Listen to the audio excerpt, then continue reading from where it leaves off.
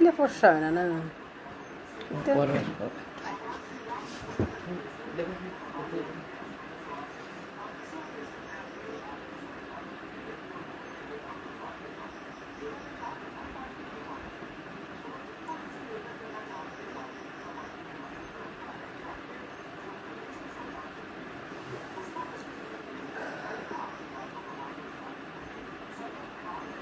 Nắm bằng lái cho con này như gì thì chúng tôi cái máy xong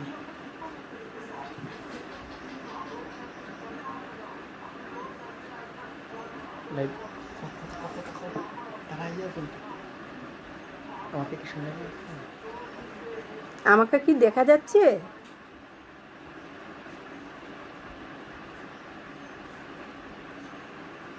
শোনা যাচ্ছে?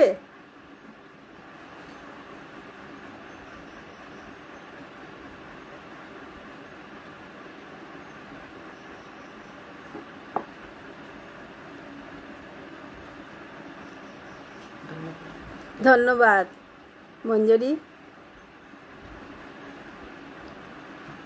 আমাকে শোনা গেলে জানো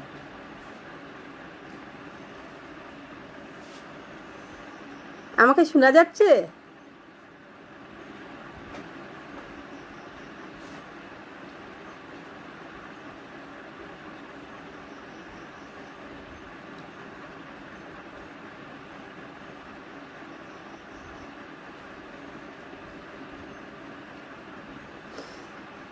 শুভ সন্ধ্যা।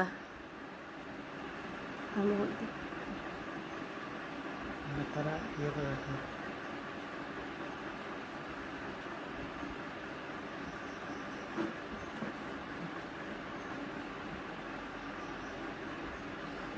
দেখা যাচ্ছে, লিখেছেন দেখা যাচ্ছে। শোনা গেলে আমাকে জানাবেন। শোনা যাচ্ছে? শোনা যাচ্ছে? হ্যাঁ, মঞ্জুরি ধন্যবাদ। শুরু করা। নমস্কার, শুভ সন্ধ্যা। আমি জাহানারা মজুমদার, বাড়ি সুনাই শহর। আমি লেখালেখির জগতে এসেছি কলেজে যখন পড়ি তখন থেকেই। তবে বিয়ের পর কিছুদিন লেখালেখি তেমন করতে পারিনি। 2010 থেকে আবার লেখালেখি শুরু হয়েছে। কিছুদিন আমি গল্প লিখেছি, বিভিন্ন স্থানীয় পত্রিকায় বের হয়েছে। হ্যাঁ, একটা কথা বলতে ভুলে গেছি, আমি 2011 থেকে 2013 পর্যন্ত যুগশঙ্খ পত্রিকায় পাঠকের চিঠি বিভাগে লিখে কাছাড়ের শ্রেষ্ঠ লেখিকা হিসাবে সম্মাননাও পেয়েছি।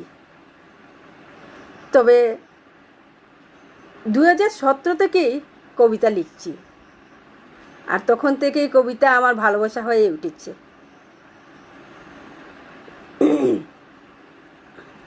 22শে শ্রাবণ ছিল বিশ্বকবি রবীন্দ্রনাথ ঠাকুরের প্রয়াণ দিবস। তাই প্রথমে আমি কবিকে জানাই অনেক শ্রদ্ধা।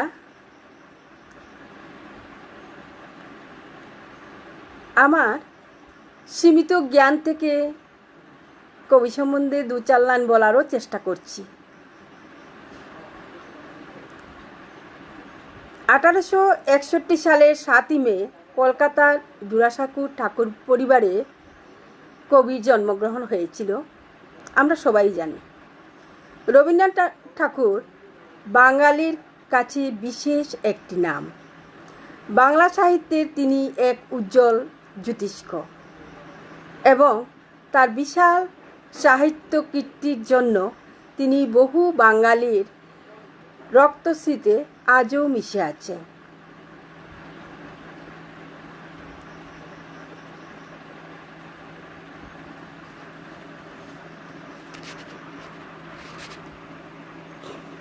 সঞ্জিতা, শোনা যাচ্ছে? ধন্যবাদ। শিকা, ধন্যবাদ।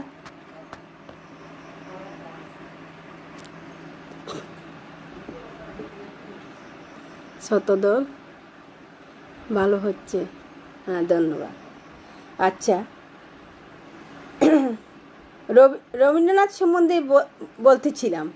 তিনি ছিলেন একাধারে বাঙালি কবি, উপন্যাসিক, সঙ্গীতকার, চিত্রশিল্পী, নাট্যকার, ছোট গল্পকার, প্রবন্ধকার ও দার্শনিক।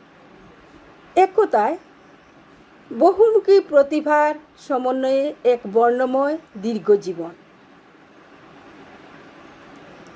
রবীন্দ্রনাথের কর্মজীবন সম্বন্ধে বেশি কিছু আর বলছি না, অনেকেই অনেক কিছু বলেছেন। বিগত কয়েকদিন বন্ধু পেজে অনেকেই অনেক কিছু বলেছেন।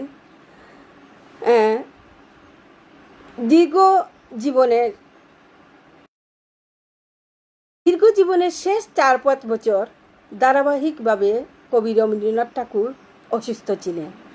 তা সত্ত্বেও তার লেখা থামেনি। মৃত্যুর 7 দিন আগে পর্যন্ত তিনি ছিলেন সৃষ্টিশীল। শেষ পর্যন্ত 1941 সালের 7ই আগস্ট জোড়াসাঁকোর বাসভবনেই তার জীবনাবসান হয়। কবি সম্বন্ধে আর বেশি কিছু বলছি না। কবিকে শ্রদ্ধাঞ্জলি জানিয়ে কবির লেখা একখানা কবিতা পাঠ করছি।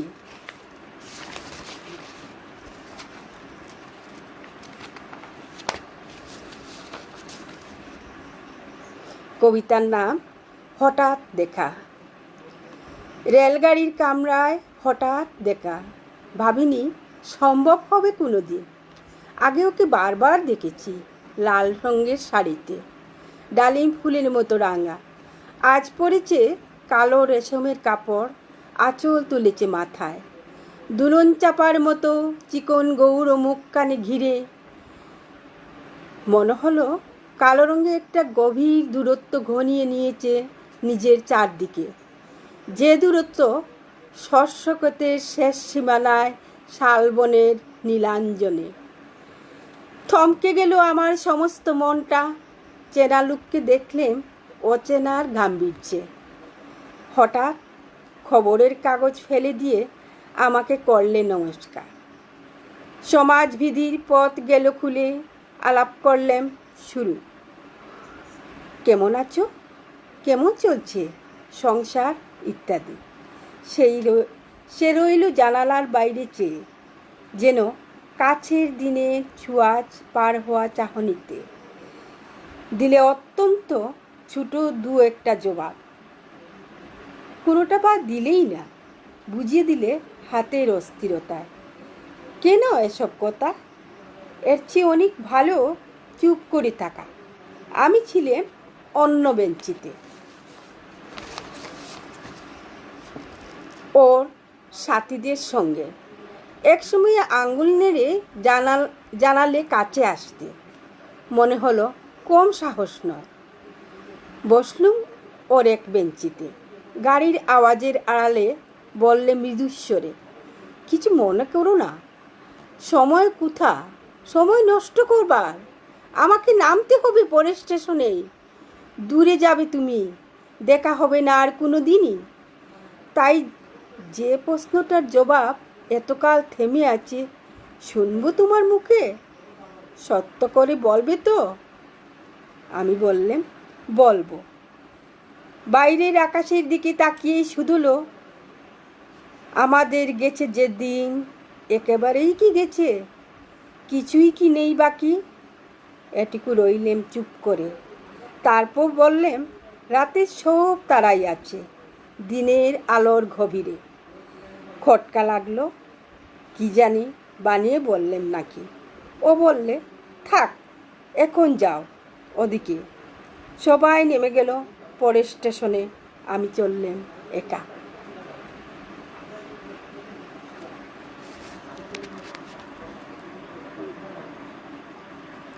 ইফজুর চৌধুরী ধন্যবাদ, দেবঞ্জনী ধন্যবাদ, শতদল আচার্য ধন্যবাদ, শিখা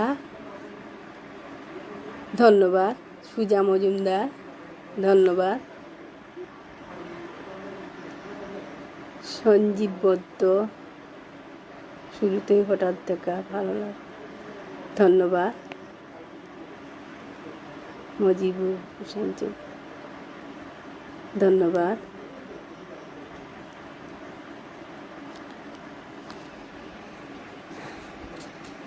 বন্ধু পেজ থেকে আমাকে আমন্ত্রণ জানানোর জন্য আপনাদের সবাইকে অনেক প্রীতি, শুভেচ্ছা ও ভালোবাসা জানাচ্ছি। আমার খুব ভালো লাগছে এখানে এসে 2-4 লাইন বলার সুযোগ পাচ্ছি বলে। পরবর্তী কবিতা এবার পড়ব। অ্যাকোয়ারিয়ামের হার্টবিট নামক কাব্যগ্রন্থ থেকে ডক্টর আব্দুল মতিন এর লেখা শব্দের বানিয়া শিল্প এই কবিতাটি পড়ছি। শব্দের বানিয়া শিল্প। কেন রাতের আকাশে আজ পাখিটার আনাগুনা, বসন্তে চুয়া পাইনি তো হয়তো বহুদিন, বেসুরু কণ্ঠে স্মৃতির হাওয়া আলগা হয়, শীত ঘুমে পাখির নরম দেহে।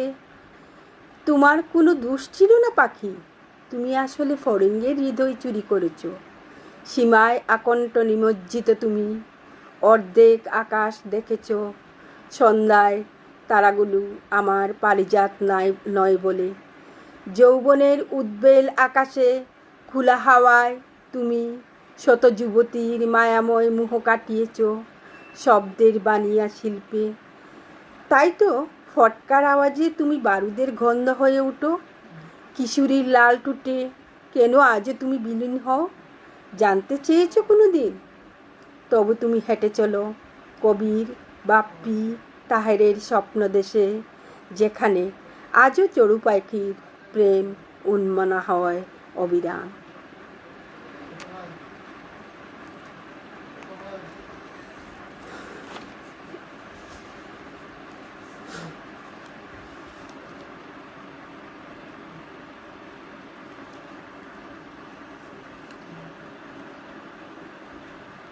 বিদ্যুৎ চক্রবর্তী ধন্যবাদ।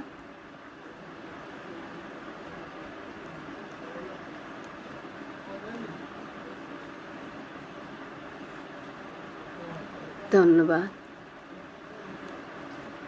শতদল আচার্য। এবার আমি আমার নিজের একটা কবিতা পাঠ করছি।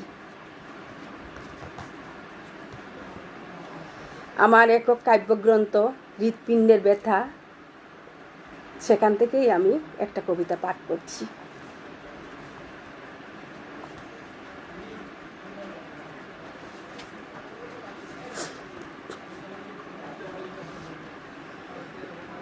তুমি কেমন আছো? একটি মিথ্যে প্রলেপ মাখানো জিজ্ঞাসা, তুমি কেমন আছো?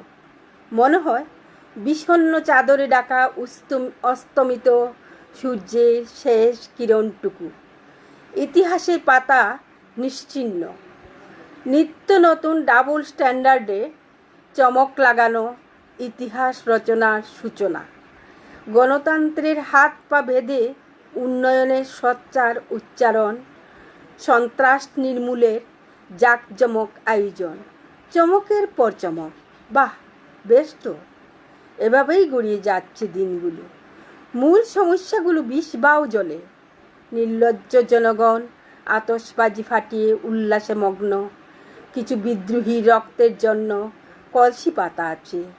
আমরা বন্ধ চোখে তাকিয়ে থাকি, আমরা দেশদ্রোহী তকমা সেটে দেই গণতন্ত্রের ভগ্নস্তম্ভে তেরঙ্গা উড়িয়ে।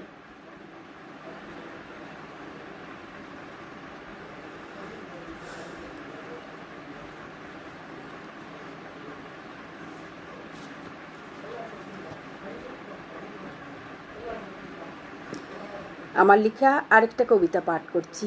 কবিতাটির নাম অমরত্ব। ধূপ ছায়ার তলে রং পাল্টাচ্ছে জীবন, পলকে পলকে নতুন দৃশ্যে অভিনয়। জীবনের মানচিত্রে হাজারো ভূমিকা, আলো আধারে ঘেরা। আশ মিটিয়ে বেঁচে থাকা প্রতি মুহূর্ত, যতটুকু শ্বাস আছে, কতটুকু শ্বাস আছে কেউ জানি না। সত্য সুন্দর হোক সময়ের পৃষ্ঠা, পাঁজরকে ধুয়ে নেই স্বচ্ছ জলে। সবাই পড়ে নেবে তোমার জীবনের ধারাপাত। ভোরের স্নিগ্ধ বাতাসে, অপরাহ্নের রক্তিম আলোয়, শীতের ঘাসের শিশিরের ডগায়, সবুজের বাতায়নে ভেসে বেড়াবে শুধু মানুষের ভালোবাসা। আমি তুমিতে বিভাজিত বিবেককে সময় একদিন সঠিক জবাব দেবে। না, বিভাজন নয়, শুধু হোক মানুষ মানুষের জন্য। মুচি, মেথর, হিন্দু, মুসলিম, আমির, ফকির সব একই সমান্তরালে এসে শুধু মানুষই হোক পরিচয়। তবেই জীবনের প্রতি মুহূর্ত অমরত্বের শিরোপা কেড়ে নেবে।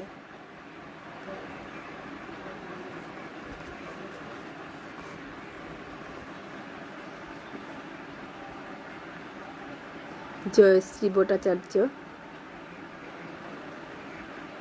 শুভ সন্ধ্যা।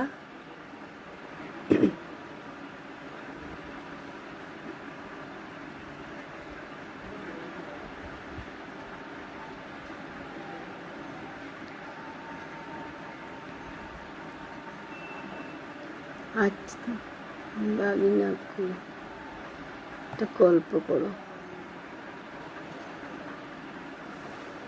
মঞ্জুরি বলেছি, আমার লেখা গল্পগুলো অনেক লম্বা, ঠিক আছে? তবু একটা গল্প পড়ব, একটা অনুগল্প পড়ব।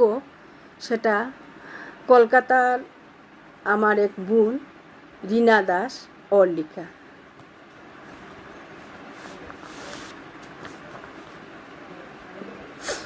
অনুগল্প সুখের অমূল্য। কাটায় কাটায় 10:30 কলিং বেলের আর্তনাদ বলে দিল এসেছে। দরজা খুলে সুজা বেডরুমে চলে গেল অপর্ণা। আজ 14ই ফেব্রুয়ারি। না, কচি ছেলে মেয়েদের মতো প্রেম দিবস পালন করার আধিক্যতা নেই অপর্ণা ও শ্রীজাতের। তবে কি না ঝামেলার ব্যাপারটা হলো, এই দিনটাতেই তারা গাঁটছাড়া বেঁধেছিল বছর 3 আগে। তাই বেশি কিছু নয়, অপর্ণা শুধু চেয়েছিল মন্দিরে গিয়ে মাথা ঠেকিয়ে বাইরে থেকে কিছু খেয়ে আসবে দুজনে। শ্রীজাতও কথা দিয়েছিল একদম। বেচারা শ্রীজাত কি করবে? ফিরতির ট্রেনটি 1:15 লেট। বাদুড়ঝোড়া করে কোনো রকমে বাড়ি ফিরে সুন্দরী বউয়ের চোখে ফাগুনের বদলে আগুন দেখতে কার ভালো লাগে?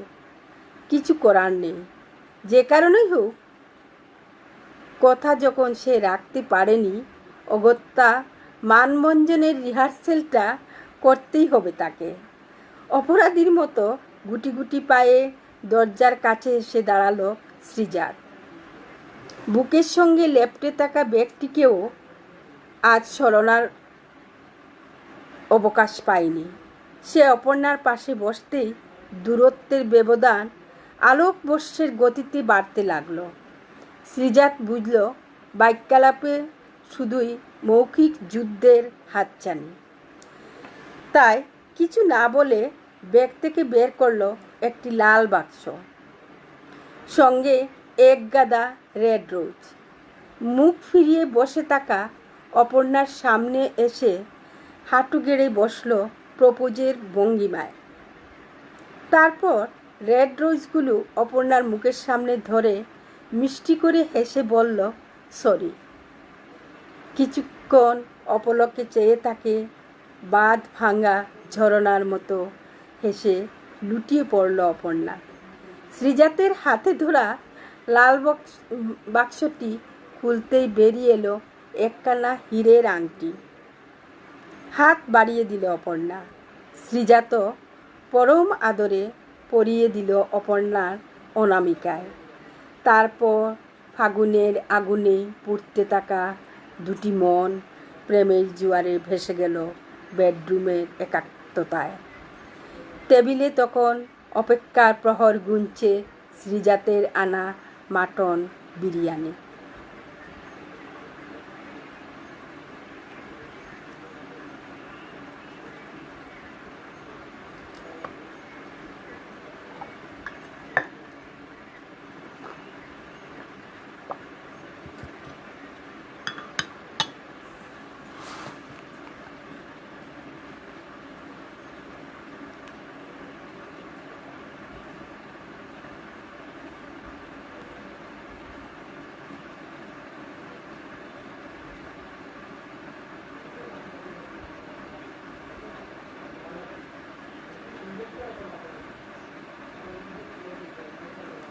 বুঝো কেমন ফাইলে দিয়েছ।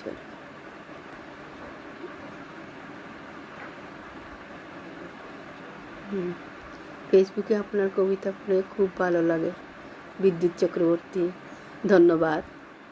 সম্রাট পাল, বিউটিফুল, ধন্যবাদ। আমি হিপচুর, দুজনে দেখছি, ধন্যবাদ।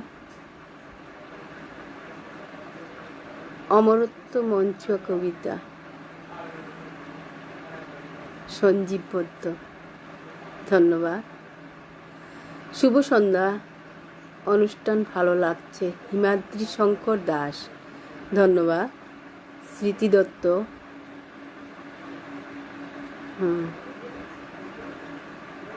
নেট আসলে দেখো।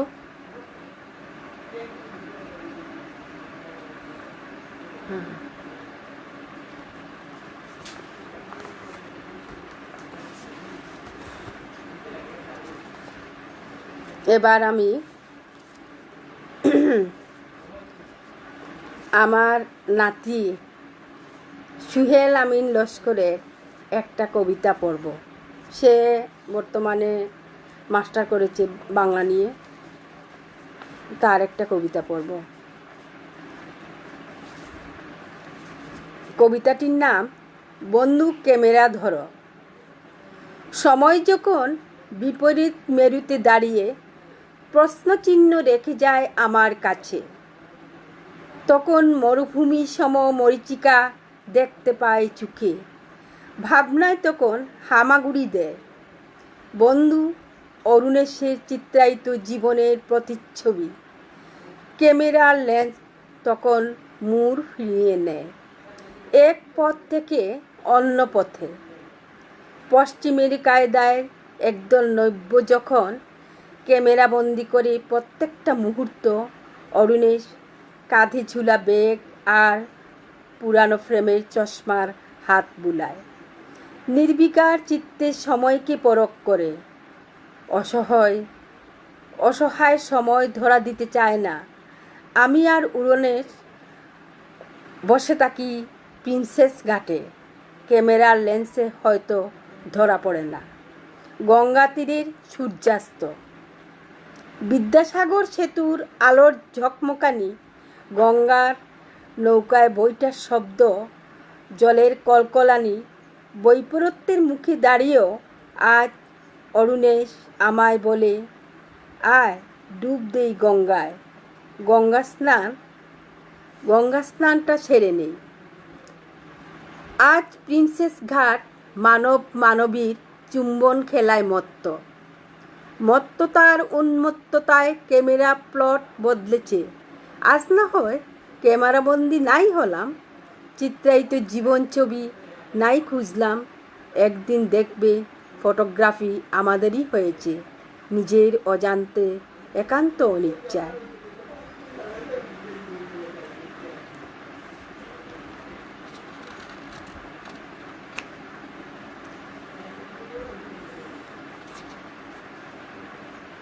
এবার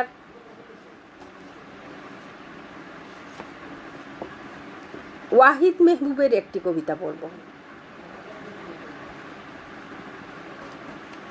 ওয়াহিদ মেহবুব বরাক উপত্যকার এক উদীয়মান কবি।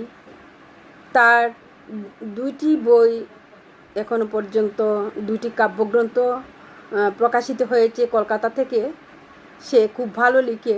তার একটা কবিতা পড়ছি, তার লেখা আমার খুব প্রিয়। একটি কবিতার জন্য। আমার শহর নর্দমার দুর্গন্ধ, যানবাহনের বেকুয়াম হর্ন, মোবাইলের আলাপন, ফুচকাওয়ালার ব্যস্ততা, সাউন্ড সিস্টেমের অবাধ্যতা আর ভাঙাচোরা রাস্তার ধুলোবালি মেখে নাহাজে কফি মাগে প্রেম করে। সময় থেমে যায় অক্ষর হয়ে, এলোচুলের ঝাপটা আলোর বর্ণাঢ্য ঝলক, অথবা স্কিন টাইট জিন্সের মায়া কাটিয়ে উঠতে পারেনি বলে আমার শহর দাড়ি টিকির রাজনীতি করে। আত্মবিশ্বাসের অভাবে হৃদ্যতা তছনছ হয়ে যায়, সামাজিক বন্যজীবের মতো। বিকলাঙ্গ বিখিরি কিংবা পথ শিশুটি আমার দিকে চেয়ে থাকে, ফুটপাতে পানের পিক ঘেঁষে, ছেঁড়া জামার বুতামহীন আস্তিন বাড়িয়ে, কাশ্মীরি বিরিয়ানির উচ্ছিষ্টের মূল্যে ওদের পুরো একটা দিন চলে যেত হয়তো। আমার শহর সুযোগ পেলেই রুদ চশমা পরে নেয়, বেশ্যা হয়ে ওঠে, দর্শন করে, রক্তের নেশা পায়, মাংসের গন্ধ ছুকে, টাইলসের মেঝেতে শুয়ে মিষ্টি মিষ্টি কথা বলে। আমি দাঁড়িয়ে প্রস্রাব করি 21-র প্রভাবে।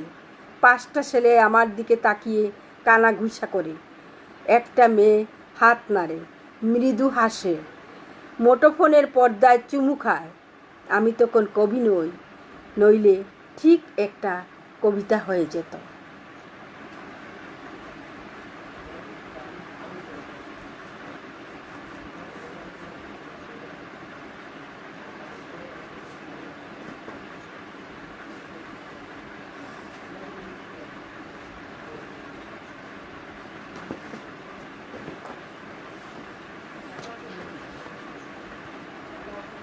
এবার আমার প্রিয় দিদি জয়ন্তী দত্ত দিদির একটি কবিতা পাঠ করব।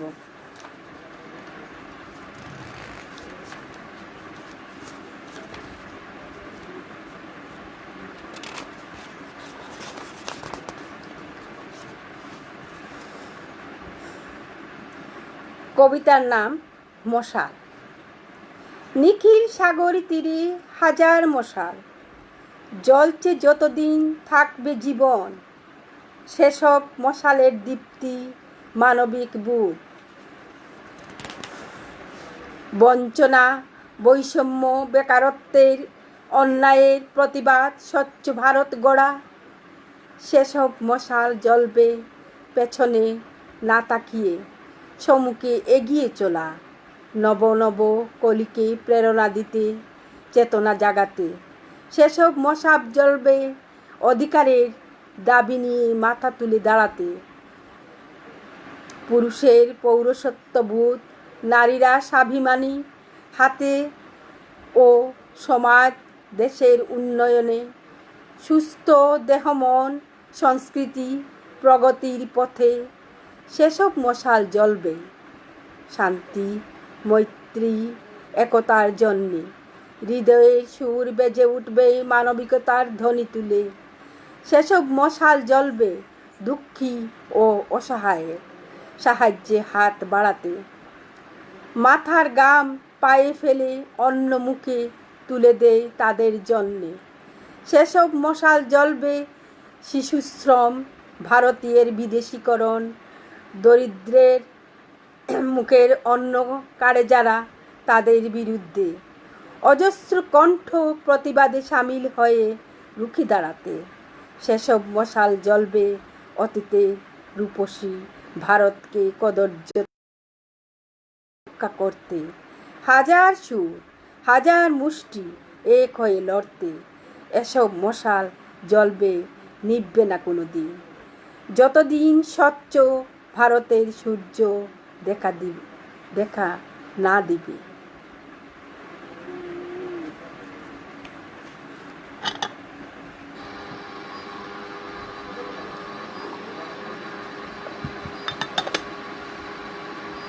আমি প্রথম লাইভে এসেছি, জানি না কীরকম হচ্ছে, কেমন হচ্ছে, আপনারা একটু বলবেন।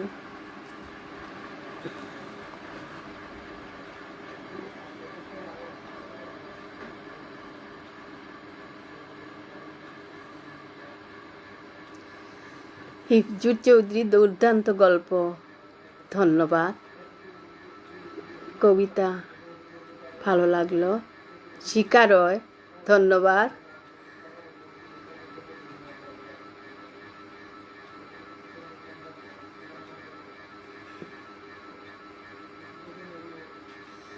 শতদল আচারিয়া, বাহ, ধন্যবাদ। আপনারা এভাবে উৎসাহ দিচ্ছেন বলে আমি মোটামুটি পড়ে যেতে পারছি।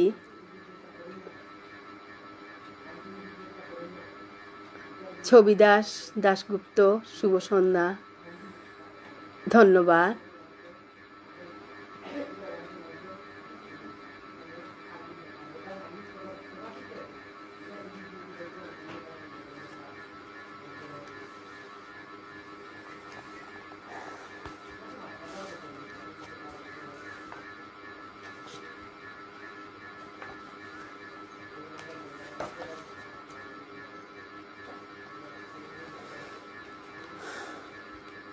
এবার আবার আমার স্বরচিত একটি কবিতা পড়ছি।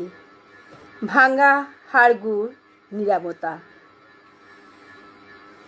ভাঙ্গা হাড়গুড় নীরবতা, ক্ষুধা নিরঞ্জন থেকে মৃদু হেসে ভবের লীলায় খুঁজেন ক্ষুধার পান্তশালা। আকাশে বাতাসে মত্ত অপলাপ আছড়ে পড়ে, সত্য বিশ্বাস আস্থা বন্দিত্বে আছে। চেহারা চেহারাতে দ্বন্দ্ব, কথা কথাতে দ্বন্দ্ব। রতি মহারতি, নেতা পাতে নেতা, সাথে জনতা, কোনোখানে নেই ভারসাম্যের দাড়িপাল্লা। লেজ টানলে মাথা নেমে আসে, অসভ্যরা টেনে শ্বাস ফেলে সভ্যদের ভয়ে। আজ কোন ছবি নেই সভ্যতাতে, অসভ্য অজ্ঞরা অনুমেয় স্বচ্ছ দুষ্কর্মে। বিজ্ঞদের আয়না ভেঙে চুরমার, ছবি অস্পষ্ট, কে কাকে কি বুঝাবে কি শিখাবে। মানুষের কাছে ঠিক মানুষের মতো মুখ নিয়ে কেউ আর হাঁটতে পারছে না। কোথায় ফাঁদ পেতে রাখা আছে জেনে সামলে হাঁটতে হয়। মহারথীরা নিজস্ব চাহিদার প্ল্যাটফর্ম তৈরিতে বেশ সদম্বে হাড়গুড় ভেঙে নিজের মাপের ছবি আঁকে। এভাবেই একের পর এক জয়ের পতাকা উড়ান।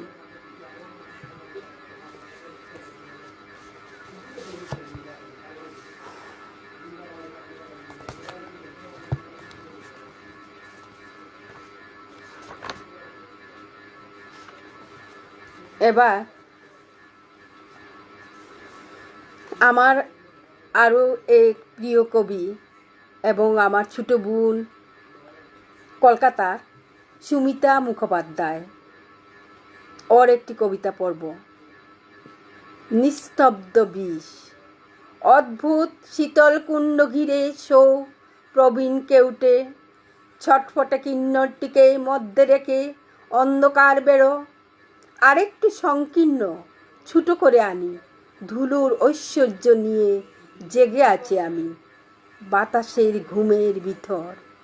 সমাপ্তি সকল ধূসর প্রস্তাবনা শেষ হলে আমি যাব রঙের উৎসর্জনে একা।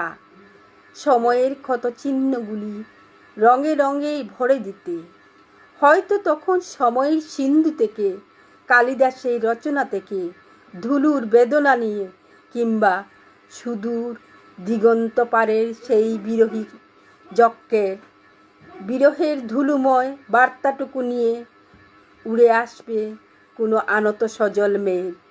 বিরহিণীর আকীর্ণ কেশে জমে ওঠা ধুলুর আসক্তিহীন নগ্ন মায়াটুকু ধারামুখরতা নিয়ে পূর্ণ করে দিতে ধুলু ছাই যা কিছু অর্চনা কুণ্ডের ভিতরে করো।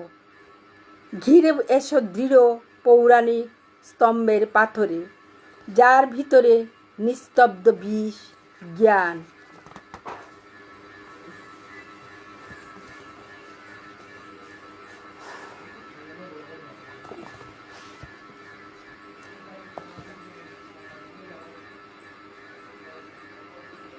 শিকা, ধন্যবাদ।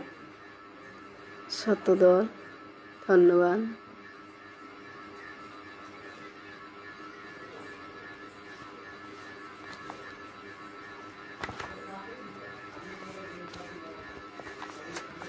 এবার কবি, গল্পকার আদিমা মজুমদার। আদিমা মজুমদার আমার ননদ, আবার আমার প্রিয় কবি, আমার প্রিয় গল্পকার। তার একটি কবিতা পড়ছি, একটি অধার্মিক কবিতা। তোমার স্মৃতি লাল কেন গো?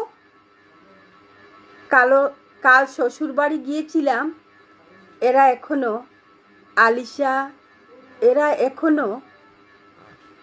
আলিশা তোর প্রোফাইলে হিজাব পরা ফটো দেখলাম। জানিস বনু, এটা নতুন ফ্যাশন। পাখিদের মতো স্বাধীনতা চায় পলাশি, আগুন ঝরে তার কবিতায়। সেও ক্ষুদিরামের নিচে বসতে লজ্জা পায়। জন্মদিন মানি না, তবে অন্যের পার্টিতে মজা পায়। এরকম কথা বলার চিজ নিতান্ত কম নয়। বিজ্ঞানের সাথে কুরআনের যথেষ্ট মিল আছে এমন উদ্ভট কথা শোনা যায় মফস্বলে।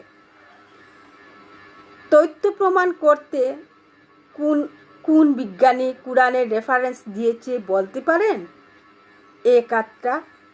এক মিথ্যে যুগ, সব ধার্মিক, অনেক কিছু লিখতে চায়, মেয়েটা পারে না।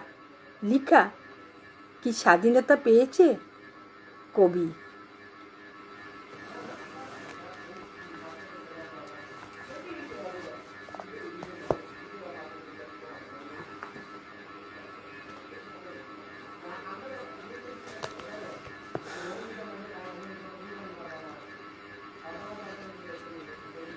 এবার নবীন কবি আনোয়ারুল হক বরবুইয়ার একটি কবিতা পাঠ করছি। আনোয়ারুল হক বরবুইয়া উদারবন্দের একজন উদীয়মান কবি, খুব ভালো লিখে। তার 4টা কাব্যগ্রন্থ প্রকাশিত হয়েছে। তার কবিতাটার নাম টেন্টেলাস। তেলাল উত্তেজিত নায়িকা দেখে হঠাৎ টিভিতে ঢুকে পড়ে চুপচাপ। প্রতিটা প্রবৃত্তি, উত্তেজনা, কামনা, বাসনা চরিতার্থ করে বেরিয়ে এসে দেখে কবর ক্রিয়ার অপেক্ষায় রাখা মৃত শরীর, পানসে ঘুলাটে। তারপর কানা কলসের জল এবং বন্দি টেন্টেলাস ছাড়া আর কিছুই মনে হয় না। আজ মন শব্দটার আরও অনেক মানে হয় যন্ত্রের জরায়ুতে। মিথ্যা আর অসত্যের জয় ছাড়া কোথাও কোনো সফলতা নেই আর আজ।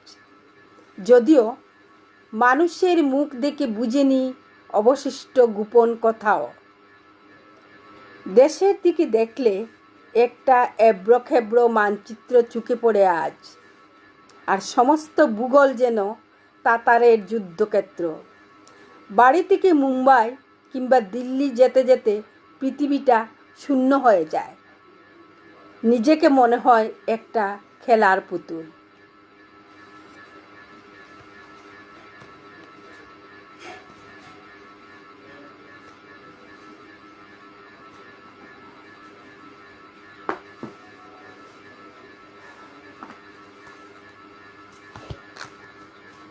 এবার আমার আরেক প্রিয় কবি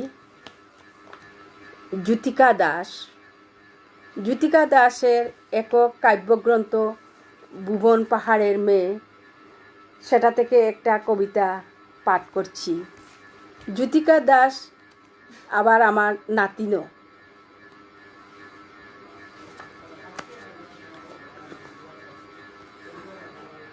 ওই কবিতা, এসো কবিতা, এসো প্রেমের কথা বলি।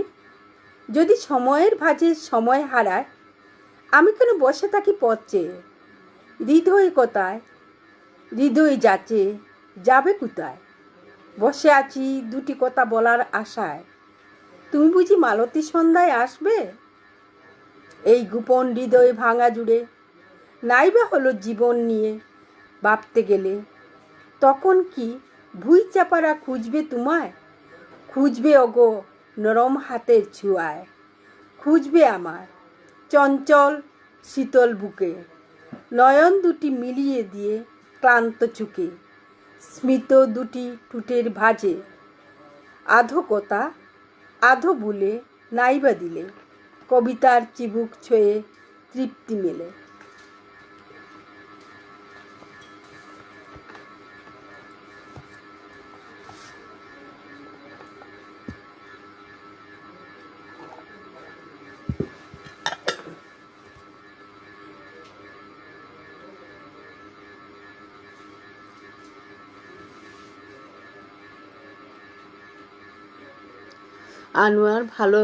আনোয়ারকে ভালো চিনি।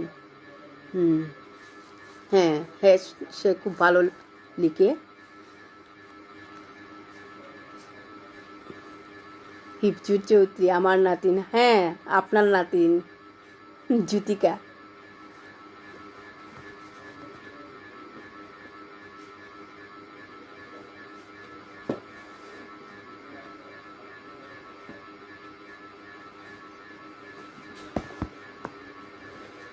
এবার শঙ্খ ঘোষের শ্রেষ্ঠ কবিতা থেকে একটা কবিতা পাঠ করছি। শঙ্খ ঘোষ আমার প্রিয় কবি। শুধু শঙ্খ ঘোষ নয়, বিষ্ণু দে, প্রথমে তো রবীন্দ্রনাথ ঠাকুর, জগদীশ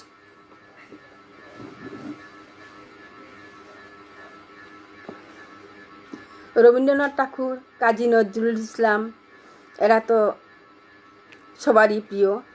তাছাড়াও আমার শঙ্খ ঘোষ, বিষ্ণু দে, জীবনানন্দ দাশ ভীষণ প্রিয় কবি। এখন আমি শঙ্খ ঘোষের শ্রেষ্ঠ কবিতা থেকে একটা কবিতা পাঠ করছি।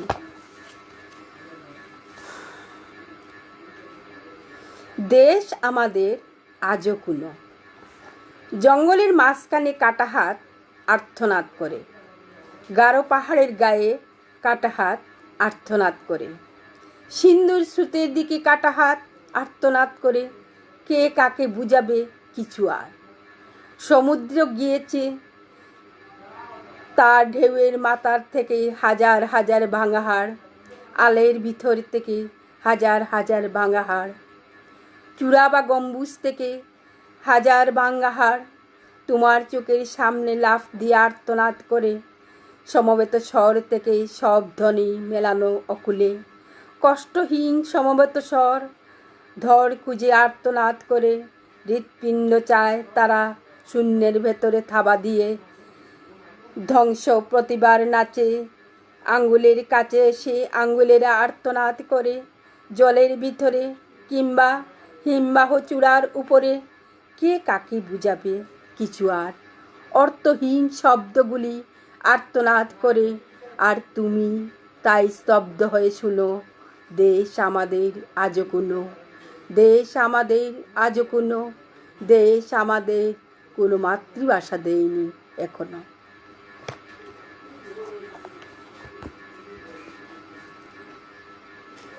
এবার আমি আমার প্রিয় কবি জীবনানন্দ দাশের লেখা একটি কবিতা পড়ব।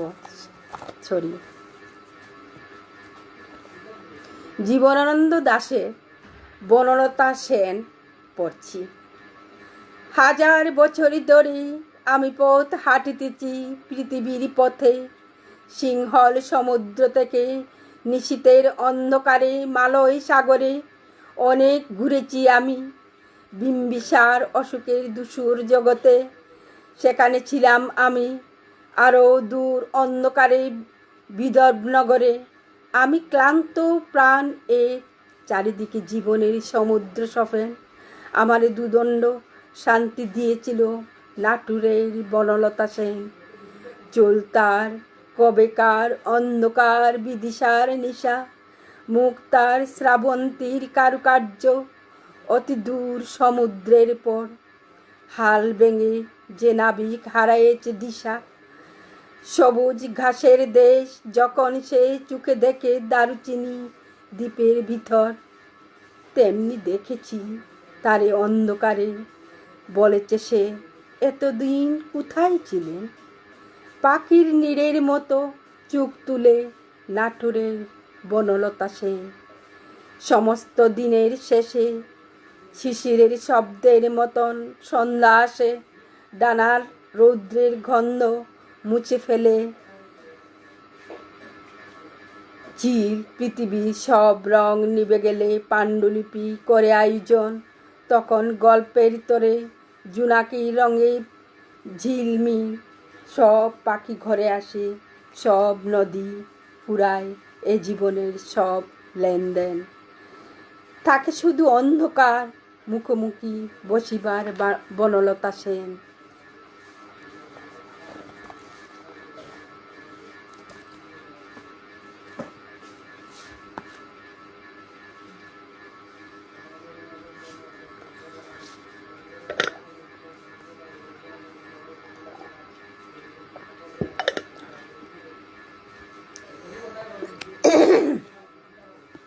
সরি।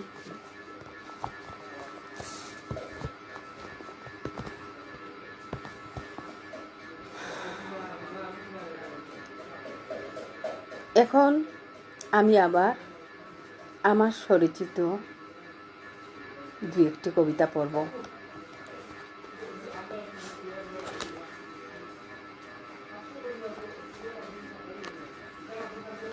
কবিতার নাম অখণ্ড চেয়েছিলাম। একই মাটি জল একই নীলাকাশের চিত্র এঁকেছিলাম, একই পৃথিবী মানচিত্রে সব বিচ্ছিন্ন হয়ে নিথর। হেঁটে দেখেছি আমার সূর্যের আলো বিচ্ছুরিত সব কানে, তবুও ঘৃণার ঝাড়ি ঢেলে দেয় দুলায়, বলে আমার দেশ। বসুন্ধরার গায়ে ধুলু নেই, ধুলু শুধু ছিটিয়ে দেই আমাদের জীবনে। অথচ যেখানে যাও মাটি জল একই নীলাকাশ, পাক পাখালি নির্বিচার কলতান, ঝর্ণার কলকল ধ্বনি, ঢেউ জাগানো নৃত্য সাগরের বুকে। না, সেই সহজ খুঁজে কারো সায় নেই, টুকরো টুকরো করে দিল আকাশে বাতাসে জলের দু চোখের স্বপ্নেরা সমাধিতে নিস্তেজ। টুকরো হতে হতে মানচিত্রের গায়ে শত শত বুলেটের আঘাত। মাঝে মাঝে পৃথিবী কক্ষপথে ঘুরতে ঘুরতে একই সরলরেখায় এসে যায়, পৃথিবী চন্দ্র সূর্য। কিন্তু মানুষ প্রতি টুকরোতে নেম প্লেট বসাতে ব্যস্ত।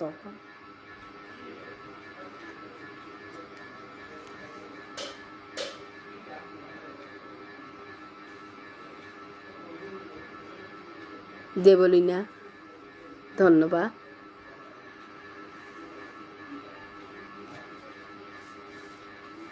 একটা গান হোক মাসা কই। গান তো আমি গাইতে পারি না। হ্যাঁ, আমার মেয়ে, তার গাওয়ার এখন ইচ্ছে নেই, তার শরীরটা তেমন ভালো নয়।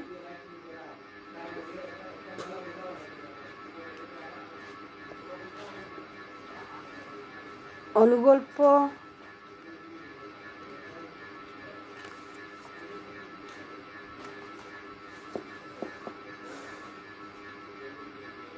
আমি তো গান গাইতে পারি না, আমি কবিতাই পড়ব। আমার স্বরচিত কবিতা আরও দুই একটি পড়ব। সময় তো শেষ হতে চলেছে, আর বেশি নেই। মৃত মানুষ। দেশকে দেখেছি মৃত মানুষের জলসায়, ওর পাজরে পাথর হৃদয় জাগাতে পারেনি। হিতৈষী সাজে যত অলঙ্করণ, তুমি দেখোনি তো শূন্যতালার হাহাকার, দেখোনি তো সারাদিন ঘুরে ঘুরে আবর্জনার স্তূপে নিজের শিশুর মুখ, অসহায় রোগের লড়াই। তুমি দেখোনি দেশের প্রকৃত চেহারা, দেখোনি ফুটপাতে প্ল্যাটফর্মে ঝরে যাওয়া শৈশব কৈশোর, আকাশহীন মেঘের অভিশাপে ক্ষয়ে যাওয়া যৌবন, লক্ষ্যহীন ছন্ন চাড়া উদাসীন চুপ, অনুরাকন্যার দায়গ্রস্ত পিতার বিবশতা। দিন নেই, রাত্রি নেই, অবিরত শ্রমের আত্মহনন, সৌভাগ্যের বাজার দরে পণ্য ক্রয়ে তোমার জয়গান ভাসে বাতাসে। শোষিতের প্রাণের বিনিময়ে শুধু দেশ জুড়ে রয়েছে মানুষ, মৃত মানুষ।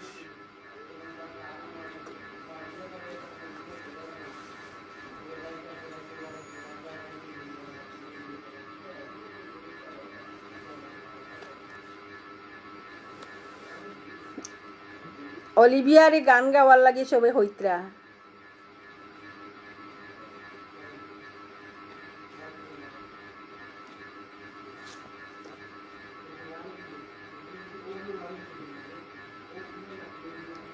আমি আরেকটা কবিতা পড়ছি, আমার স্বরচিত কবিতা, জীবনের পিপাসা। কবে সেই কৈশোর থেকে এক একটি পাঁচিল ডিঙ্গিয়েছি আকাশের মুক্ত বিহঙ্গই খেয়ালে। নারী নরম মাটির ভেলা, যে ছাঁচে নেবে তারই আকার গড়ে। সে ধারণা পাল্টে দিতে দিতে জীবন হেঁটে হেঁটে এবেলায় খানিকটা ক্লান্ত। পাততাড়ি সেরেছি সব ফেলে রাখা কাজ। সূর্য কখন ডুবে অন্ধকার ঘনিয়ে আসে, পাছে বাকি থেকে যায় কোনো কাজ। ফুরিয়ে আসছে ক্লান্ত দিনের আলো, আমাকে ডিঙ্গিয়ে তুমি ছুটছ নৈব্যের আসরে। জীবনমুখী অনুরণে চিরসবুজের উঠোনে, বীণার সুর বাজে তোমার কর্ণকুহরে। ছুটে চলো প্রান্তর থেকে প্রান্তরে, তোমার চোখের ক্ষুধা মিটেনি। পাজরের আশ মেটেনি, মন্ত্রমুগ্ধের ন্যায় শুকে যাচ্ছ ধরণীর সুধা। যেন তুমি সহস্র বছরের বন নিয়ে এসেছ, ছুটে চলেছ অগণিত মানুষের পাশে পাশে, প্রেমে সুখে দুঃখে।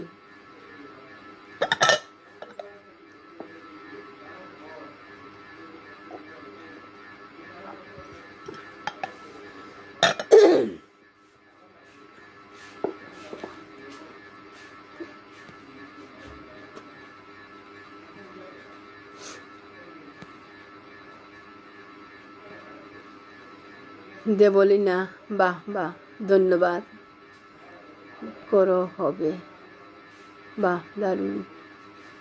স্মৃতি দত্ত, ধন্যবাদ।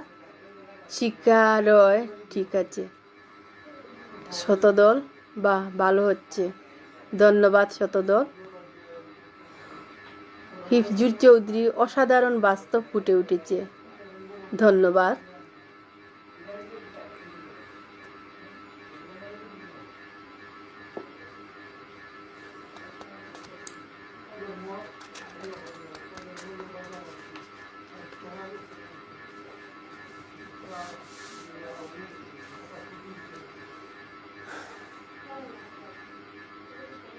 আমার স্বরচিত আরেকটি কবিতা পাঠ করছি। বিষাদে দীর্ঘ নিঃশ্বাস টানি, হৃৎস্পন্দে কষ্ট, এ দেশ আমার, প্রমাণ দেব আবার। তাই নিদ্রাহীন আজ আমার স্বপ্নের শহর, হারে আমার জন্মভূমি। বারবার কতবার হিসেব নেই, আমাকে ভেঙে চুরে আবার তাকিয়ে দেখি নিজেকে আয়নায়। ক্লান্ত আমি, যেন মৃত্যুর দিগন্ত অবধি প্রমাণ দিতে হবে এ দেশ আমার। পূর্বপুরুষের পদচিহ্ন তো একে রাখিনি, রেখেছি কিছু দলিলপত্র সাথে, তারই সাথে বাঁধি বিশ্বাসের আশ্বাস। আমি দেখি আমাকে পৃথিবীর মানচিত্রে, প্রাচীর দেয়াল বা কাঁটাতার কি পারবে মনের দেয়াল এঁকে দিতে? জানে না মুক্তির স্বাদ, 3 হাত মাটিই যথেষ্ট অন্তিম শয়নের জন্য। এবার আনন্দের নিঃশ্বাস টানি, হৃদয়ে বিশ্বাসের আশ্বাস।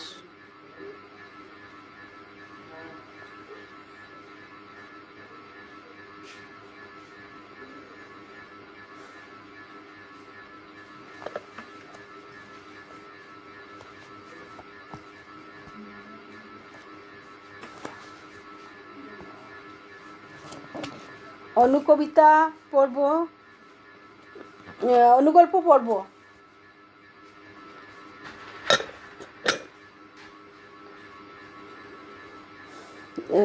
এবার একটা অনুগল্প পড়ব।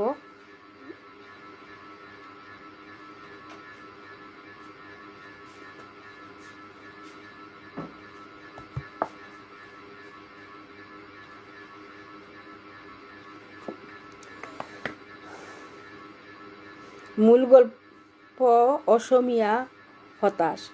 লেখক বিশ্বজ্যোতি দেবমহন্ত, অনুবাদ করেছেন জ্যোতির্ময় সেনগুপ্ত। গল্পের নাম ভগ্ন হৃদয়। উইঙ্গারের খোলা জানালা দিয়ে মাঝবয়সী ভদ্রমহিলাটি বাইরের দিকে তাকিয়ে আছেন। জায়গাটায় পৌঁছতেই তার চোখের পাতা ভিজে ওঠে। সামনে সুসজ্জিত লন, চারিদিকে থুকা থুকা ফুলের গাছ। উইঙ্গারের চলনের সঙ্গে তার শরীরও কেঁপে ওঠে। বুকের মধ্যে কোথাও যদি অহর্নিশ দিকি দিকি আগুন জ্বলতে থাকে। কোনো প্লাবন কি তাকে নেভাতে পারে? প্রতিদিন প্রতিনিয়ত এ জায়গাটায় এলেই তার নিঃশ্বাস ভারী হয়ে আসে, হৃদস্পন্দন বেড়ে যায়। সেটা স্বাভাবিক হতে আরও কতটা পথ যে পাড়ি দিতে হবে। ডিমের খোসা ভেঙে বাচ্চা বেরিয়ে আসার মতো কবে যে সেই দীর্ঘশ্বাসটা চারপাশে মিশে যাবে। পারে না, দেখব না বললেও মন মানে না। অবাধ্য কান্নায় ঝাপসা হয়ে আসা চোখে তিনি ফুলবাগানটার দিকে তাকালেন, গেটের কাছেই স্মারকটির দিকে, তাতে খোদাই করা অক্ষরগুলোর দিকে। আততায়ীর হাতে প্রাণ আহুতি দিয়ে নির্ভীক চলন্ত উইঙ্গারের জানালা দিয়ে তিনি তাকিয়ে রইলেন।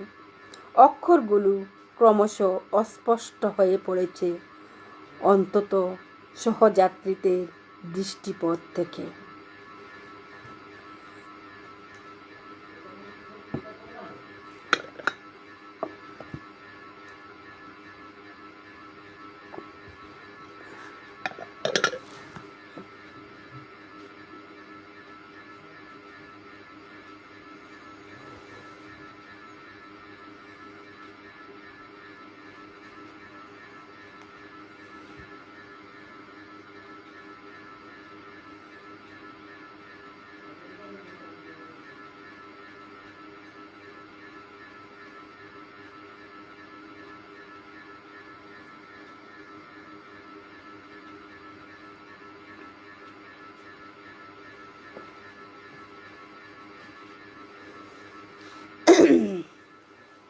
হ্যাঁ,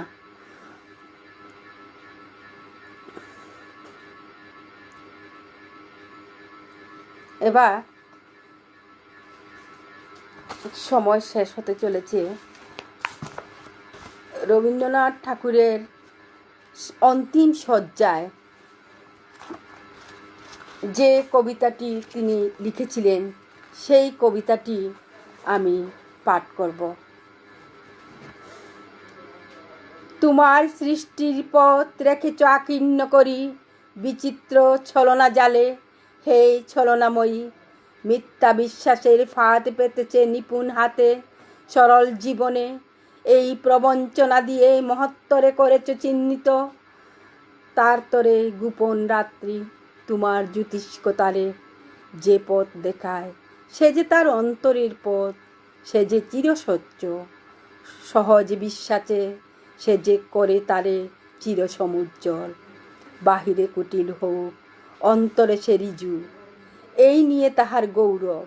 লোকে তারে বলে বিড়ম্বিত, সত্যরে সে পায় আপন আলোকে ধৌত অন্তরে অন্তরে, কিছুতে পারে না তারে প্রবঞ্চিতে। শেষ পুরস্কার নিয়ে যায় সে যে আপন ভাণ্ডারে, অনায়াসে সে পেরেছে ছলনা সহিতে, সে পায় তোমার হাতে শান্তির অক্ষয় অধিকার। আমার মনে হয় সময় শেষ হয়েছে। কিভাবে হলো জানি না, যতটুকু পারি চেষ্টা করেছি। আপনারা ক্ষমা সুন্দর দৃষ্টিতে দেখবেন যদি কোনো ভুল হয়। আপনাদের যারা এখানে আমাকে শুনছেন বা দেখছেন, তাদের সবাইকে অনেক অনেক শুভেচ্ছা, ভালোবাসা ও অভিনন্দন জানাচ্ছি। আপনারা যে এতক্ষণ আমাকে উৎসাহ জুগিয়েছেন, সেজন্য অনেক ধন্যবাদ। এখানেই আমি শেষ করছি।